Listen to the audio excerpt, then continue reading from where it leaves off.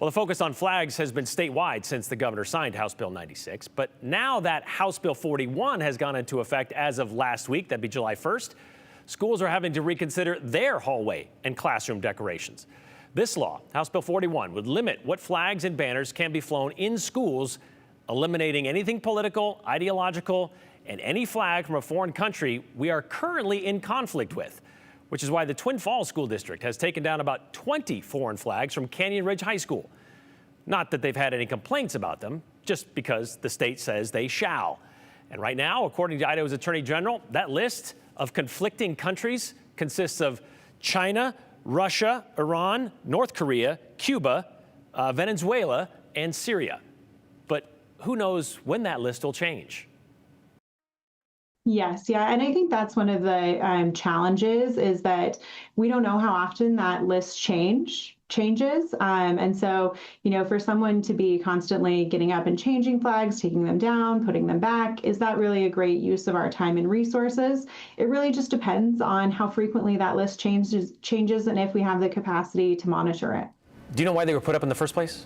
Yeah, absolutely. That's kind of an interesting story. So Canyon Ridge High School, when it opened in 2009, it was the school where we had our kind of concentrated newcomer center. So we have a refugee center here in Twin Falls. And when students came to us through the refugee center, they would start at Canyon Ridge High School to learn the ropes of being in the American public school system and how to communicate and how to do fire drills and eat lunch and all of those things.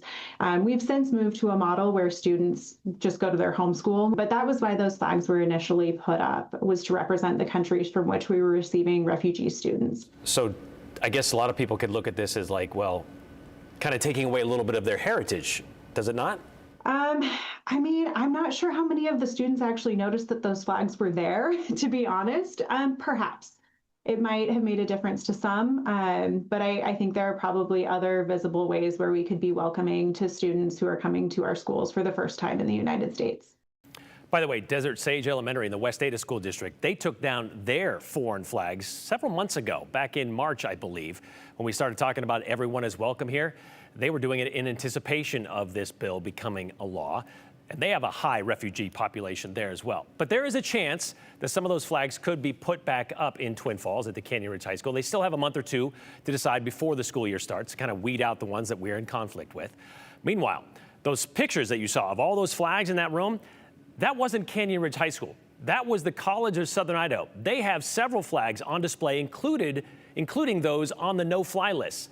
And we got a statement from them this afternoon because they have still not taken theirs down.